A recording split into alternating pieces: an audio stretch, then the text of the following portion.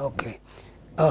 Mukama waffe Yesu yebazibwe nnyo naffe mwenna abatulaba ku mukutu gwaffe guno ogwa Rest TV. Twagala kwebaza Katonda lwa buli sekinoomu aliwo era atuninze tubeetonderamu olw'eddakiika nga 10 eziyiseemu nga tetunatandika naye munnange wabaawo ebyaziiza Wanyindo okweggala olunsi bitulemesezaamu eddakiika ezo naye mutusonyiwe gamba ku munno ali abadde avuddewo ng'aga nti bannange tuza pulogulaamu oba tekyabaddewo pulogulaamu egenda kubeerawo naye weeri tugenda mu maaso naye tukugamba ni mugambeko awo nti revival time program emaze okutuuka era nga atudde mu studios ogitutuusaako ye Balyewunya John Paul Kimbowa omusumba wa Revival God's Knowledge Church.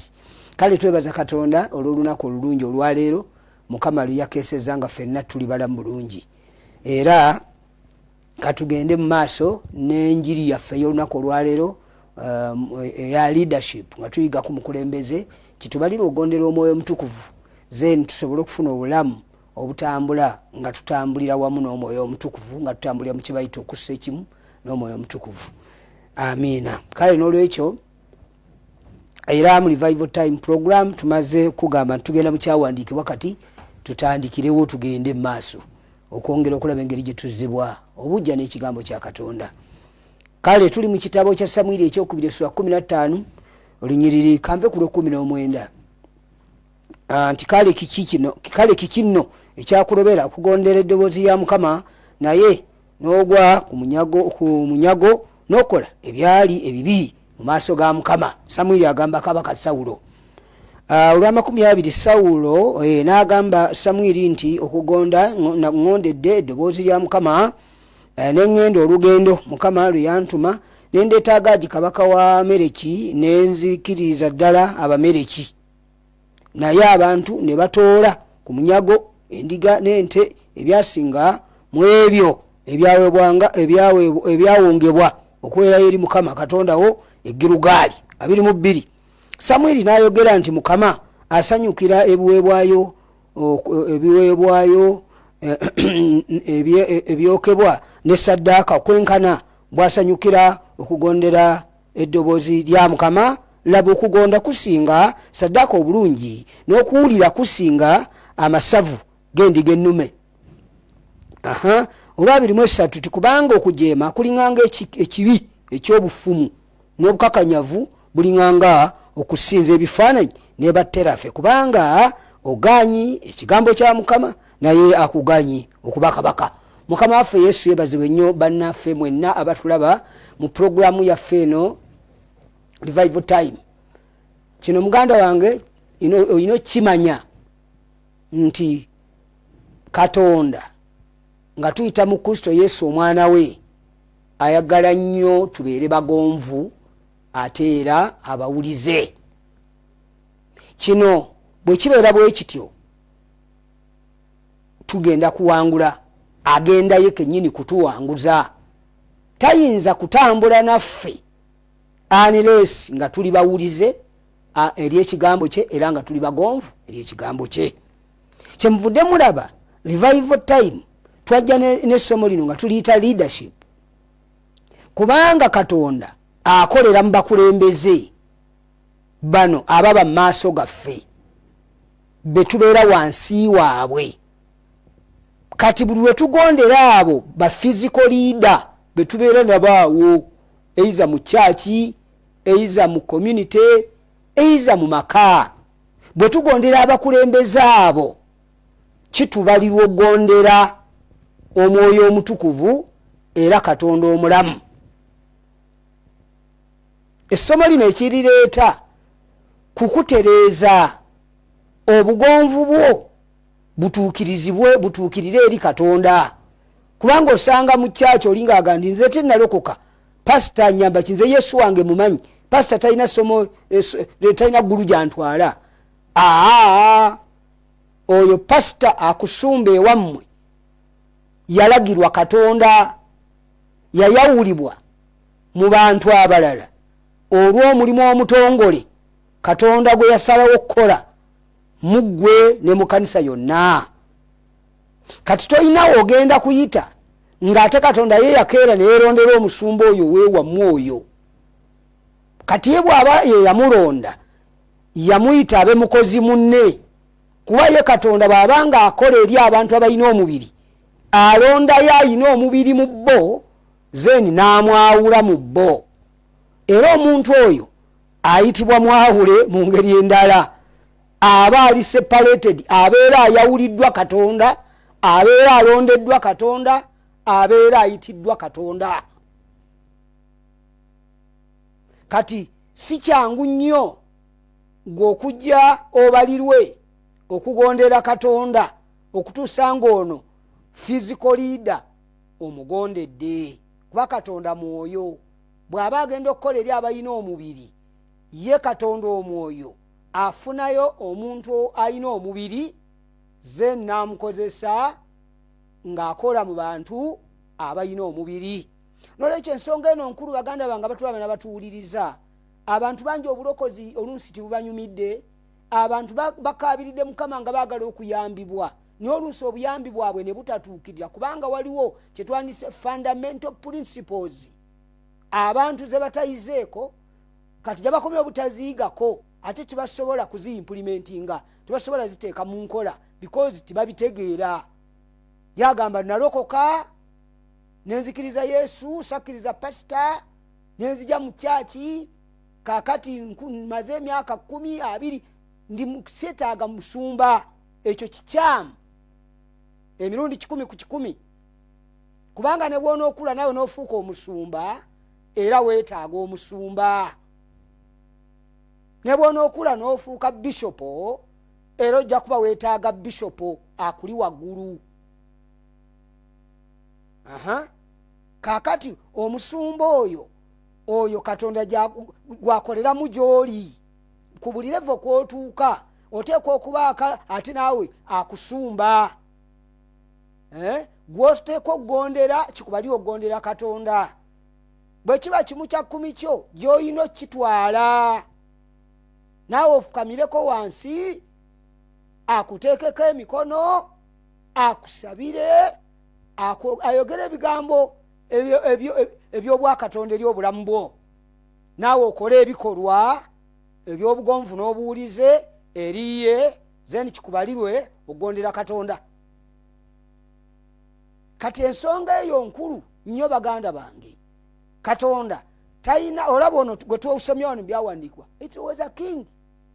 Sawulo mulamba naye si ye yeefukako amafuta okufuuka kabaka. Waliwo omusajja wa Katonda eyali omusumba we nga ye Samwiri, era ebigambo ebisinga obungi Katonda yabiyisanga mu Samwiri okubigamba Sawulo. Sawulo ne bimulema okugondera ku nsonga eyo yali ey'olutalo olugenda eri Abameriki. Kati olw'okuba Katonda okuva ku lubereberye okutuuka mu buli mulembe yeetaaga kumugondera. Katonda si kumwogerako bwogezi, si kumuyimba muyimbi nnyimba ne tukoma awo. Katonda ayagala buli kyalagidde. Kati bw'agamba nti mulokoke nasindika omwana wange mu nsi, otyo omwana wange oyo buli amuwulira ajja kuba awulidde nze, mumuwulirenga. Era eddoboozi yayogera nga Yesu abatizibwa, oyo ye mwana wange mumuwulirenga. Kati abaali bamanyi Katonda naye nga tebamanyi mwana we, Katonda kitaffe yayanjula omwana we eri abaana b'abantu ku nsi, eddoboozi bwe lyayogera nga amaze okubatizibwa nti oyo ye mwana wange mumuwulire. Kitegeeza nga bwe tuwulira omwana we Yesu bye yayogera bye yatulagira, kiba tubaliddwa era okugondera kitaffe. Bwe tutagondera mwana tetusobola kugondera ate kitaffe. Kati omwana yamaana ajja ku nsi n'akola emirimu gye yali azze okukola live, ze n'agimala oluvannyuma lw'emyaka nga 3 oba n'okusoba n'addayo. Kati n'alekawo abayigirizwa. Kati abo abayigirizwa ate era beebo abasumba beewammwe, be baffe ababuulizi b'enjiri. Kati ffe tuliwo, Petero yamaliriza, Pawulo yamaliriza. Kakati ababuulizi b'enjiri abasumba mu mitendera gyonna bwe bali, babuulira Yesu, babuulira ebigambo bya Yesu, era tubuulira ebigambo bya Yesu si ebyaffe nga bwe birambikiddwa obulungi mu Bayibuli. Kati muganda nga ndaba gwe eyabuuka kiri ekisooka okukkiriza Yesu omwana wa Katonda wakola kyamaanyi nnyo. Gwandaba nga tonnaba kulokoka, yanguwa ogondere Katonda okkirize omwana we Yesu olokolebwe. Ate gwe yalokoka, kino ky'olina okumanya nti bwakkiriza omwana Yesu Bayibuli egamba nti buli akkiriza omwana alina olukusa olumufuula omwana wa Katonda. Kati buli yalokoka ndaba wakkiriza omwana wa Katonda, ze naawe n'ofuuka omwana wa Katonda. Kati mu nju ya Katonda mwe twayingira okufuuka abaana, ennyumba eyo si kidandali nti buli muntu yeeyisanga bw'ayagala. Mulimu amateeka n'ebiragiro, mulimu terms ne conditions. Kati ekimu ku biragiro ebiriyo oteeka okugondera abakulembeze bo mu kkanisa awo walokokera. Abatulaba n'abatuwuliriza w'osinziira wonna, oyinza okuba otulabira ku Facebook kubanga kwe tuli live. Revival nabaga ateekamu ekigambo Revival God's Knowledge Foundation Mission. Yiyo oba okifunye bulungi. Ne bwe tuba tuvuddeko ddayo ne weetegereza oba noseyalingirako ku munno. Kaakati awala ku YouTube ojja kuteekayo nga twakavaako eddakiika nga 3 zokka oba 5, era ejja kuba gyeri ogyeyongeze. Muno bw'abaawo yasubidwa nga teyagirabye musheyalingire mulage Revival God's Knowledge Church kyateeka mu YouTube ng'agulawo n'endala gye yasubwa eya wiiki ewedde yonna gy'ogisangayo. Baganda bange kyengezaako okwogera mu programu eno Revival Time, tetusobola kuzibwa bujja unless ng'omwoyo omutukuvu ayaniriziddwa buto mu bulamu bwaffe. Omwoyo omutukuvu tayinza kwegazaanyiza mu bulamu bwaffe okutukolamu omulimu okutuusa ng'ekigambo kye tukiimplementinga, tukikola nga bwe kyava mu kamwa ka Katonda. Ono kabaka Sawulo ensobi yali nti Katonda yamugamba genda ozikirize byonna, ate ye n'agaana okugondera Katonda ekyava mu kamwa ke n'agondera eky'abantu. Nti abantu baŋŋambye Katonda akuyambye nnyo mu lutalo luno, n'ozikiriza Agaagi, n'ozikiriza Abamereki, n'olwekyo waayo ebiweebwayo eri Katonda. Twala ente zine ozirekewo tozitta, n'ensava n'endiga ensava bitwala obiweereyo Mukama Katonda wo ng'ekiweebwayo. Ekikulu yali tagenda kutwala nte zino mu kiraalo kye. Endiga etazitwala mu kiraalo kye ekya personal kiraalo. Yali bamu amagezi naye nga mafu nga bamuga nedda gwe genda obiweereyo eri Katonda kubanga akuwadde olutabaalo. Ekyo kyekibonyaabonya n'abantu b'omulembe guno. Katonda kye yawandiika mu Bayibuli tokireetamu magezi go yadde agange, akyagala nga bwe yakiwandiika. Sawulo ye n'akyamizibwa abantu kubanga yali Katonda teyayogera n'abantu. Katonda yayogera na Sawulo tigenda ozikirize ente n'endiga byonna njagala birabanga bizikiriziddwa. Kati bwe yatuukayo n'alabamu ebisava n'agamba abantu nga bampadde gana amagezi kanga goberere. Kyemuva mulaba abantu be bali mu kukyamya, abantu be babalemesa okulokoka, ate bamumala okulokoka era ne mukyamizibwa abantu. Newankubadde olokose buno obuwangwa bw'abajjajjaabo, naawe era olina okusamira, olina okusinza lubaale mukasa yadde olokose. Kaakati abantu be bali mu kukyamya abantu. Bwe tubabuulira amazima, obuwangwa bwe buba bukontana n'ebyawandiikibwa buleke bw'oba oyagala kubeera mulamu. Gwe bw'obulemerako bulemereko, obanga olowooza nti eriyo obuwangwa obulina eggulu mwe bugenda okukutwala.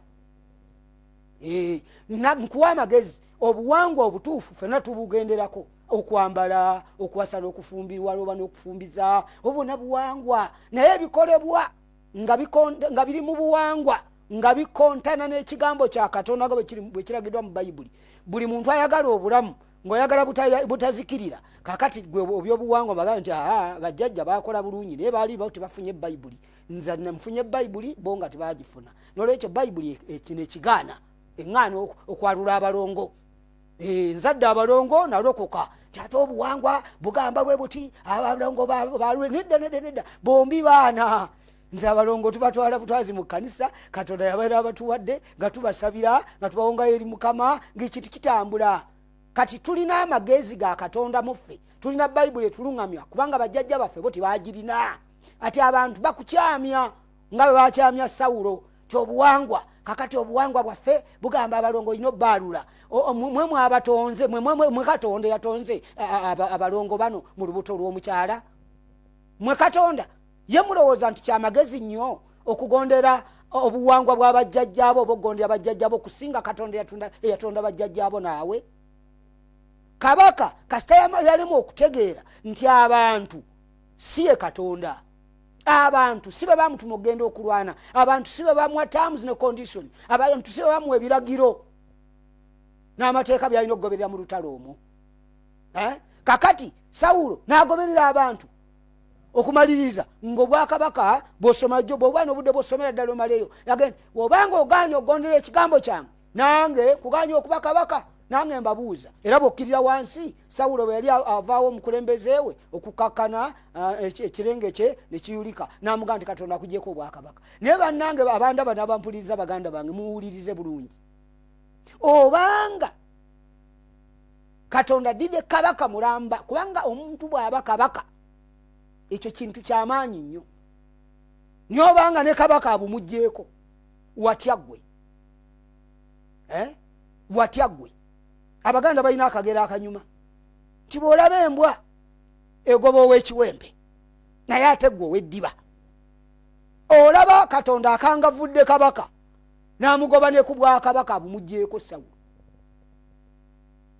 watya ggwe maneja w'ekitongole maneja obumaneja watya ggwe dayirekita w'ekitongole watya ggwe weerabe mu kategole woogwa eddala lyonna kwe tuli olaba kabaka bumugiddwako kubanga naye ng'ate byabadde atwala biwaayo eri Katonda naye si kye yamulagira tovola Katonda bagamba nti lokoka omwana wange musindise ku nsi mwenna mulokolebwe saasindika mwana wange mu nsi kubasalya musango naye mulokolebwe gwe n'oganiza nnyina eddiini yange gwe tosobola kwawula religion na salvation tobyawula bw'oba olyawo ng'otunula ng'ondaba tolokokanga tosobola kutuulaawo noonoonya okubyawula Yesu agenza okutumibwa ku nsi okufa ku musaalaba ng'eddiini teziriwo kati ate singa eddiini zaali zitwala omuntu mu ggulu kati ate Yesu yalisindikiddwa okufa ku musaalaba alokole abantu ate abagenda mu ggulu oledde eddiini nabagamba nnungi naye zirina kye zitasobola kukola kwe kuwonya omuntu geyeena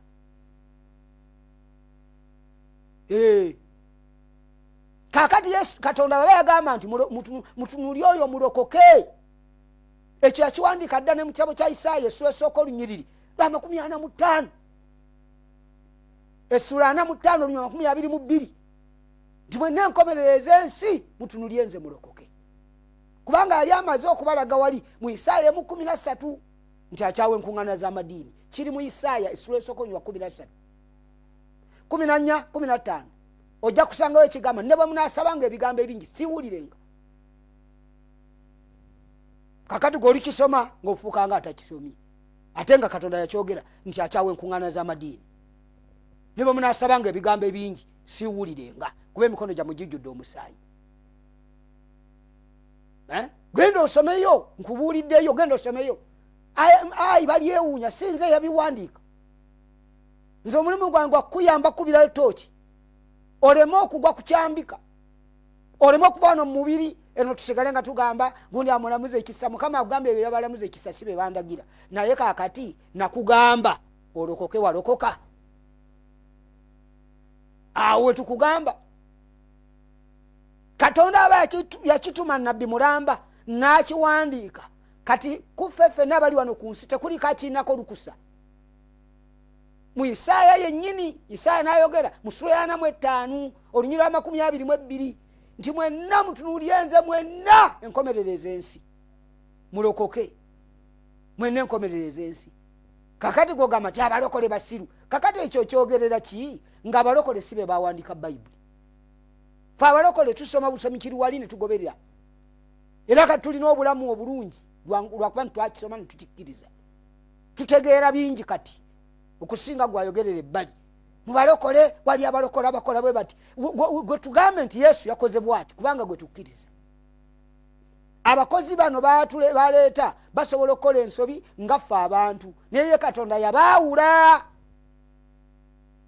Oyo omusumba weewammwe oyo Yesu yamulaba mu famire yewaabwe muyinza okuba mulimu bangi baali basamira baali bakola biki naye ye n'amulonda n'agamba nti jangu mwana wange njagala kukola omulimu nga ndi naawe, tandika obuulire enjiri, tandika ekkanisa awo. Nga we yagitandikira buli muntu yali amutunuulira gwe yatwenzeka ekigaali gwe ataasoma, naye kati olwaleero abamu weewuunya n'okwewuunya. Kale baganda bange abaalokoka kino kyammwe nkibabuulira nga ge mazima agali bulungi mu Bayibuli. Beera n'omusumbawo mugondere kubanga kyawandiikibwa mu kitabo ky'Abaruumi essuula e13 okuva ku lunyiriri olusooka. Bw'onooba n'obudde bw'osomayo mugondere abakulu abafuga kubanga twali bukulu butava eri Katonda. Abakulu bemuli abaliwo baalagirwa Katonda. Oyagala obutatya kola bulungi ali kusiima, soma genda osome ebyo ebigambo ebiriwo bw'onoobikola eri omusumba mu kkanisa yeewammwe awo gwe ogenda kuba ogondedde Katonda. Era ojja kuba kitegeeza obulamu bw'otandisa obutambuliza mu kigambo ekivuunulwa nti obulamu bw'obutambuliza mu mwoyo. Zeni omwoyo agenda kutandika okukolamu omulimu. Omwoyo omutukuvu agenda kukusimbulamu ensigo embi ng'akusimbamu ensigo ez'omwoyo. Agenda kukusimbulamu embala enfu akusimbemu embala ya Kristo. Mujjukire Yesu Kristo omwoyo omutukuvu ye yamutonda mu lubuto lwa Mariyamu. Akyalina ne leero obusobozi bw'otambulira mu nnonoze n'otambulira mu kigambo nga bwe kyawandiikibwa. Zeni omwoyo ajja kuba omutambuliramu. Zeni omwoyo ajja kutandika okukusimbulamu obujeemu ng'akusimbamu okugonda, ng'akugjamu obwenzi, ng'akuteekamu okwagala mukyalawo n'okumusaamu ekitiibwa, ng'akugjamu obujeemu okujeemera bbaawo n'obutamugondera, ng'akuteekamu okugondera bbaawo. Awo tewali kigenda kukugibwako ng'ekyagibwa ku Sawulo. Naye gwe bw'ogamba obugambi nze ni musajja, nze nasoma nnyo, ate nze nnyina omukazi wange namugula ne ssente zange namuwasa, n'olwekyo ebyo okumusaamu ekitiibwa n'okumwaga ebyo tewali andagira, neeragira nzekka. Ani aganye? Bw'oba oli muyagala ebyo enkomerero yabyo kufa. Kubanga era olunaku lw'olituuka mu maaso ga Mukama waffe Yesu ate ng'ojja kutuukamu ajja kugamba kyawandiikibwa kitya, nakulagira ntya mu kyawandiikibwa.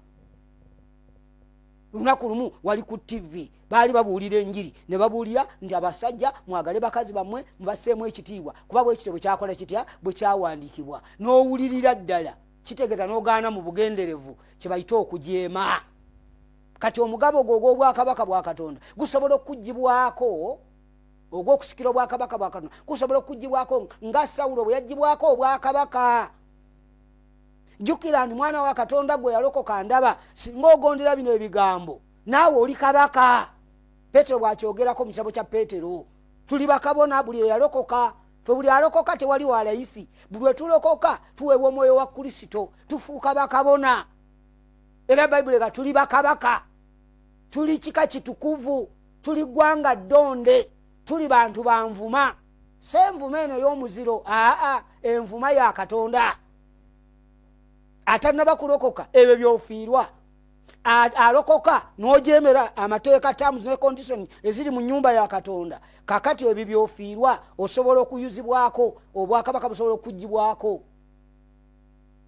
Ng'ate obadde obuli, ng'obadde mwana wa Katonda, oli kabaka, oli kabona, eno bwakabaka obw'omu ggulu.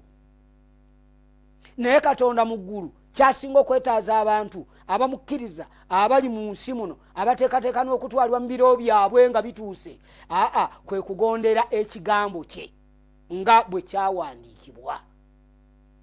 Bw'oba mukazi kigamba, nze nkusomerako wano katono, abakazi muwulirenga babba bammwe nga bwe muwulira Mukama waffe. Kati ayogera si bbaawo. Ekyawandiikibwa kino si pasita yakisiwandiise, nze nkusomera kisomere. Buli mukazi yenna agaani njagala okubeerwa okuva eri Katonda, njagala omwoyo omutukuvu annyambe. Yadde nga nkyali ku nsi kuno, kuba ku nsi kuno tulina okufunako 10 ku 100, ate n'obulamu obutaggwaawo. Kaakati bino bibiri kati saawa eno tuddiiringa na 10 ku 100, naye nga olw'okuba obwakabaka bwa Katonda bujja mu ffe katukyali wano ku nsi naye bujja tibweyolese obeera tobulaba naye bujja nga tobweyolese wabula nga buzze naye bino bye bikukuumira mu bwo buli kyawandiikibwa kigamba nti gondera omusumbawo nkwegayiridde gondera omusumbawo museemu ekitiibwa oyinza okuba omusinga obuwanvu oyinza okuba omusinga obuyivu oyinza okuba omusinga obugagga naye kasana owulya mu mutima gwo nti ono ye musumba wange nkwegayiridde museemu ekitiibwa ayinza okuba muntu musaazi nga ye bambi asaaga kubanga tayagala kwegulumiza ku bantu be naye nga buli omu amuleeta temumuyita kate kumulinnya ku mutwe kubanga bw'omulinnyako oba n'omujooga ojja kuba tojooze musumba wo yekka ojja kuba ojooze ne Mukama. Wali abakyakemebwa ne mu nnaku ze tulimu kati batuulaawo ne bakola akakuukuulu nga bageeya nga bayogera ebigambo ebibi ku musumba waabwe. Kale kambabuulireko ne bw'onoomugeya ng'oli mu mayiro 10 oba 2 agenda kutegeera kubanga omwoyo omutukuvu omumugeyeeza ajja kuba abeerawo naye omwoyo omutukuvu ye yamwesiga yamuyita ajja kutunulya ati ng'akulabamu ekintu nga kane gundi gwe kiki weetereeze sikuletegeera bulungi lwaki kubanga gwolowooza nti oli wala nnyo ali mu mayiro 2 tajja kumanya naye ate ng'omwoyo abeera waawo. So n'olwekyo baganda bange okufuna obulungi obulamu obulungi ne tuli ebirungi by'oku nsi kuno ate ne tumanga ne mu ggulu tujja kugenda ennono y'oggondera abakulembeze mu kyaki nkulu nnyo ennono ey'oggondera omukulembeze abakulembeze mu maka kubanga nabagamba mu maka omusajja ye mukulembeze w'omukyala naye ate Yesu Kristo ye mukulembeze w'omwami nga Bayibuli bwegamba nti Yesu yakyogera kiri mu byawandiikwa bulungi kigamba nti omusajja gwe mutwe gwa mukazi we ate Kristo gwe mutwe gw'omusajja. Oba nfuna bulungi kitegeeza omusajja asabumiitinge wa Yesu omukyala asabumiitinge w'omwami zeni omwami nayo kasabumiitinge wa Yesu ate n'omutwe gwa Kristo ye kitaffe n'omwana n'asabumiitinge wa taata. As a fundamental principles in the kingdom of God tetusobola kubeera changed tetusobola kukyusibwa. Omuntu yenna ayagala emirembe noonya ngeri gy'ozifiitingamu maama bw'oba mukyala. Abakyala Yesu yeetaaga okulaba omwoyo omutukuvu ayagala kulaba ng'abakyala bawulira babba baabwe mu buli kigambo kubanga bwe kityo bukyawandiikibwa. Eryo lyeddagala eriwonya amaka temulowooza nti ndi wano nti ninganga atwala ebiseera no eryo lyeddagala eriwonya amaka. Sekitiibwa mwami wo musonyi oba waliwo ebimusobyeko ng'omuntu gwe kola looloyo ebyawandiikibwa gye bikugamba. Omwoyo omutukuvu kyakwagaza kyekyo. Gwe kola ky'olina okukola nga ggwe ojja kununula n'omwami wo. Petero bw'atyo bwe yatugamba mu Kisooka 3 twabawo abasajja batalina ekigambo abakazi baabwe bano abakazi nga baganya empisa ennungi empisa ezo omwoyo nga batambulira mu kigambo nga beeyisa ng'ekigambo bwe kiri omusajja asobola okulokolebwa olw'empisa za mukazi we. Lwaki omusajja ono asobola okununulibwa ng'abadde wa mpisa mbi naye madaamu waffe n'agumiikiriza mukwano gwandaba maama n'ogumiikiriza omwami oyo bambi n'omusonyiwa bambi n'omugumiikiza n'omwagala nga bw'ali olw'okusuubira Katonda ng'omanyi nti Katonda wange eyateeka ekyawandiikibwa kino nze leka kye mbangoberera toteekawo myaka toteekawo myezi gwe kikole. Amaanyi ga Mukama waffe Yesu gagenda kukuleetera kajja kutereereza omusajja kuba bwe kityo bwe kyawandiikwa mu kitabo kya Petero ekisooka 3. Abasajja bwe balyoke bafunibwe awatali kigambo. Abo abasajja abo waliwo abasajja batamanyi kigambo era Petero aboogerako awo nga tamanyi nti omusajja alina kuba na mukazi omu nga tamanyi nga yalokoka olunsi naye nga tannakiyiga.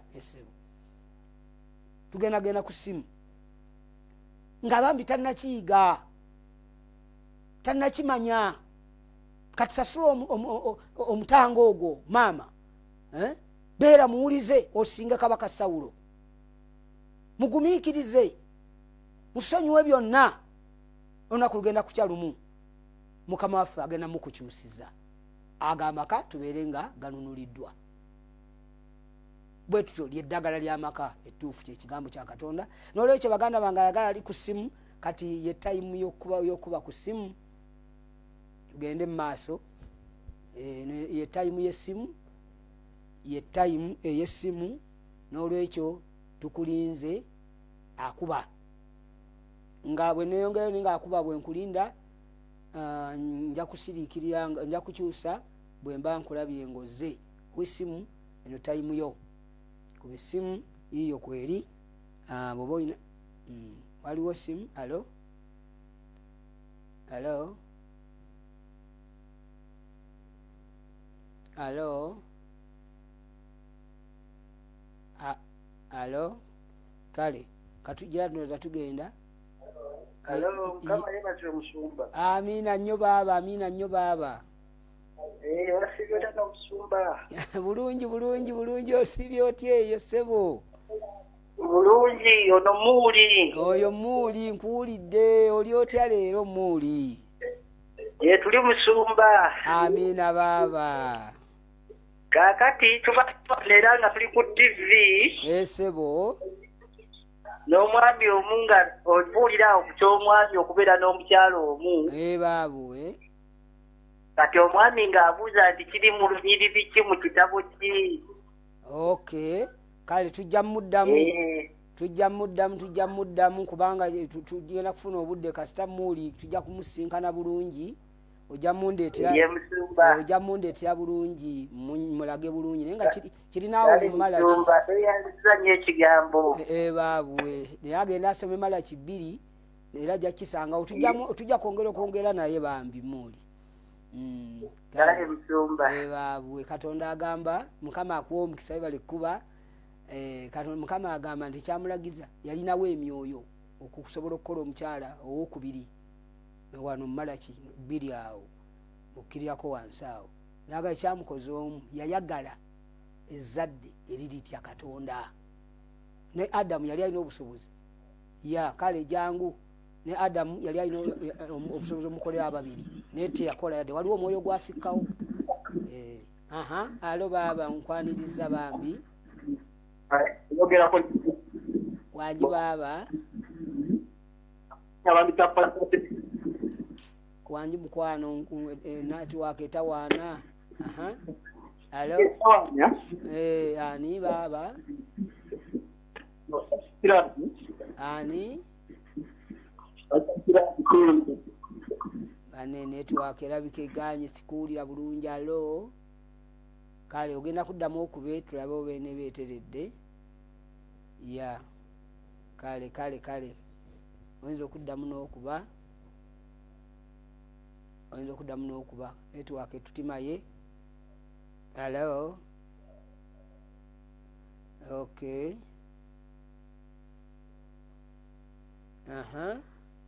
Yes, Pastor. Mukama yebaziwe nnyo. Amina nnyo baba ssebo manya nijo Shafiki. Baabwe Safiki ludda wa? Ne mutungo nzide. Baba nsanyuse nnyo kuwuliza Safiki bambi. Amina nyine baza nnyo Mukama olw'ekigambo. Amina bambi. Nebaza Katonda kuba nakkiriza Kristo naye nebaza nnyo Mukama. Waawo bambi. Mukama akutuwere nnyo ekigambo kikoze bulungi nnyo. Amina taata, amina bambi. Amina musumba. Mukama akuwangaye. Amina bambi, Mukama akole bulungi nnyo. Amina Safiki webale nnyo. Kale n'olwekyo bwaba yakuba bambi era tukwaniriza okube mu linnya erya Yesu. Kale nga bwe tweyongerayo tulina okusabira abalwadde.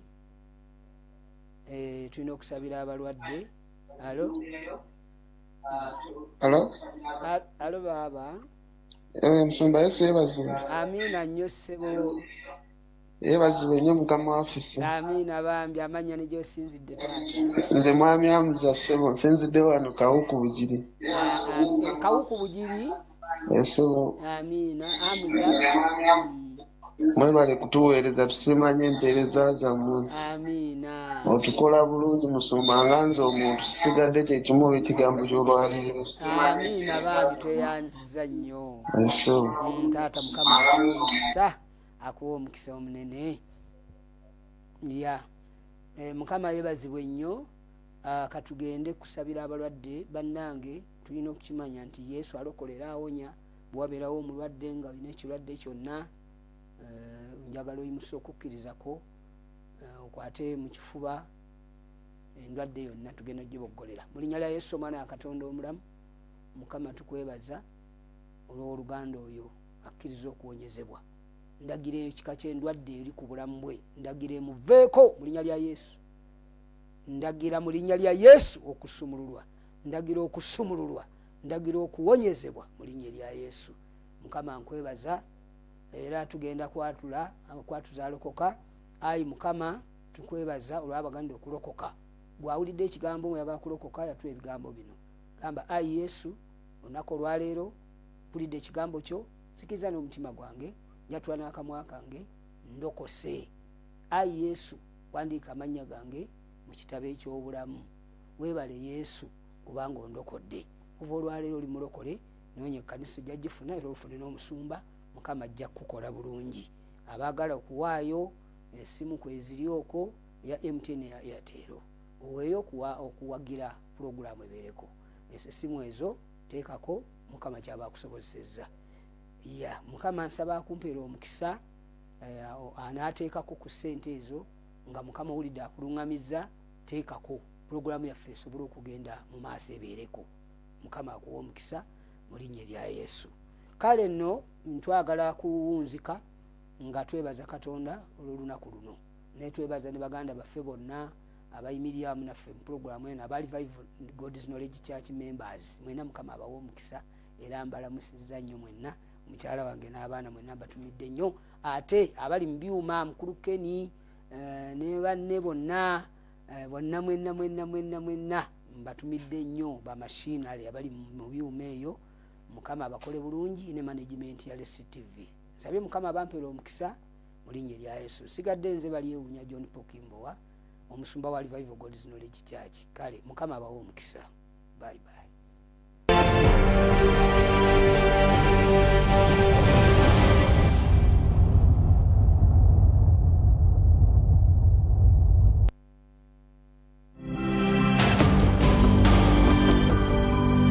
You're watching Rest TV, Wumula.